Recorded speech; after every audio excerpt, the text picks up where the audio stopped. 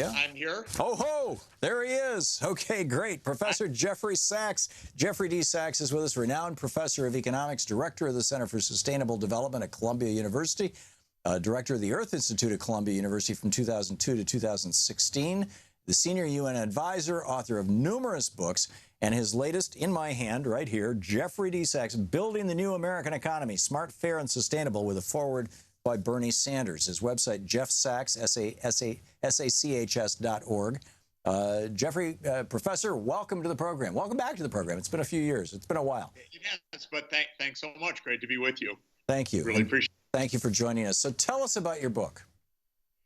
The book was written in the weeks leading up to the November election, not knowing exactly what was going to happen. But it was an attempt to lay out what should happen, where the U.S. economy is strong and where it's miserably weak. And the main point that I'm emphasizing throughout is that our economy is pretty good still at being efficient and being productive and being innovative, but it's miserably bad at being fair and being environmentally sustainable. So if you want a decent society, we have to understand that going after growth, which is our national obsession, is not the way that we're really going to improve our well-being. We're going to improve our well-being by going after the social fairness side and going after the environmental sustainability dimension. Of course, since then, we have this ignoramus as president. We're in a terrible situation. And I unfortunately wrote the book with more than 140 characters, so it will not be read by our president, I'm afraid. Yeah. Well, apropos of that, we've got an entire political party, and I don't think this is true of literally any political party in the world, that denies climate change and clearly is doing it for one reason and one reason only, and that is that, you know, there are petro billionaires who are funding these guys, you know, to whom they owe their political fates and futures. So isn't this a major problem here in the United States, that we've got a political party that is denying science in the face of a scientific crisis? And I don't mean a crisis in science. I mean a crisis that can be you know, diagrammed by science, as it were. And if so, what do we do about that? Yeah, the problem is, first, the Democratic Party, you know, is at least half bought and beholden to big interests. And so it's so uninspiring to watch the Democrats. Then you see the Republicans, and it's just god-awful beyond imagining. They're so corrupt and so nasty. You can't even imagine a normal society operating the way that these gangsters do right now. You take this healthcare debate this week.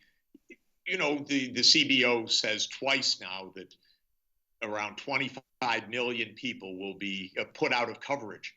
It doesn't even cause the slightest hesitation in the Republican Party, because they have only one idea, and that is we've got to get rid of that 4.3% income tax surcharge on the rich. And the fact that there's not even a moment's reflection among them shows that basically it's evil. I'm not so keen on turning to theology, but this is just evil. It's corruption without limit right now. And you turn to climate change, and it's, again, so phony to think of this as a science debate. They could care less. This has been the Koch brothers' agenda for 30 years, is allow us to do any kind of environmental destruction that we can imagine, whether it's mercury poisoning or benzene poisoning or wrecking the entire world climate. And they have bought off the Republican Party during this period. They've polluted our minds as well as polluting the air and the water. They made insidious advances into the universities. They made libertarianism, which I regard as worse than a kindergarten philosophy, because it's basically might makes right, pseudo morality. It's primitive, but they made that into the position of the Republican Party by sheer dint of money. And I think it's just been hard for us to understand how insidious this process is and how corrupted the Supreme Court got also, because clearly Scalia and and others were party to this whole thing, and opened up the floodgates of dark money to enable this kind of primitive takeover of our politics.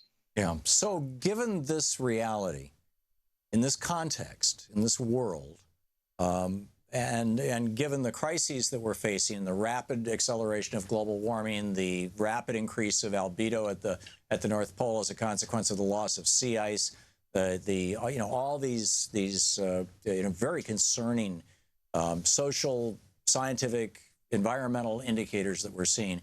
You write a book called Building the New American Economy, Smart, Fair, and Sustainable. How do we do that in this context? I think there are two things. One is we have to understand what to do. And second, we have to win the politics. I think both of these are possible. The book is mainly about the first. What should we be doing? And my point is actually that we have in our hands the makings of a tremendously improved society.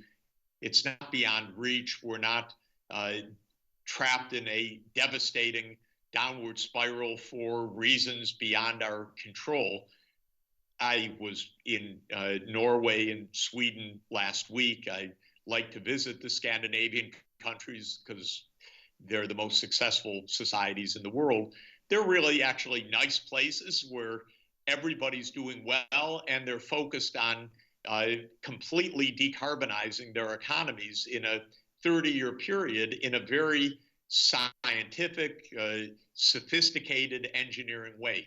So those are two countries that are on the right track, societies that are prosperous, fair, happy, sustainable. So I know that it can be done. And the book describes in many sectors, in healthcare, how we could get our costs down by 50%. Notice that neither the Democrats nor the Republicans have focused on cost. The Democrats at least have the decency to tax rich people to bring poor people onto the rolls, but they didn't have the decency to clamp down on the obscene profits of the private health industry, because that industry funds the Democrats as well as the Republicans. That's the part about the Democratic Party that I find utterly uninspiring. The Republicans are so nasty. They also don't want to crack down on these excess costs, but they're ready to throw 25 million people off of the healthcare coverage. The book describes in a chapter how we could actually get the costs down significantly, something that neither party has been willing to take on, but that's really what we need to do. Am I correct in assuming that's single payer? That is basically starting with the most basic idea of so-called all-payer, which is that there is a price list, not monopolistic discrimination, that the hospital, whether it's for profit or even the non-for-profits, are charging anything they can get away with basically right now, because we have, of course, healthcare is not a competitive industry despite the rhetoric to the contrary. It's a highly concentrated sector in any part of our country, and we've just turned all of the rents over to the monopolists rather than saying that government should intervene to prevent a 1,000-time markup on drugs. How hard is it to get that right? Yeah. But the parties are both of them so corrupted in this that neither of them has taken this on. So the second part is the politics of this. I believe that the analytics show we could have healthcare at much lower cost and universal coverage. We could decarbonize the energy system. We can have international trade, which I believe in, but still have a fair distribution of income. Again, I was in two trading economies last week, the Scandinavian economies I mentioned. They do just fine because they have a lot of redistribution of income through their fiscal system. And of course, that's what we need as well, not just the politics of our last 36 years since Reagan became president of tax cuts for the rich, which is, of course, what the Koch brothers' dream in politics has been all about. The second part is the political diagnosis. How do we turn around? Of course, you know, being an academic, I have to say that I believe that ideas matter, and that showing that there's a better way is part of this. But obviously, the other part of this is real political activism. And there, I think there are a number of things to point out. One is to emphasize that this thug that we have as president is not going to be able to implement, on the domestic front at least, most of his thuggery because he doesn't have the votes. And we still have the rule of law and we have courts. But second, we can win elections. And that is something that I think we need where we need to put a lot of focus. I absolutely agree. Professor Jeffrey D. Sachs, his new book is titled Building the New American Economy, with a foreword by Bernie Sanders. Professor Sachs, thanks so much for being with us.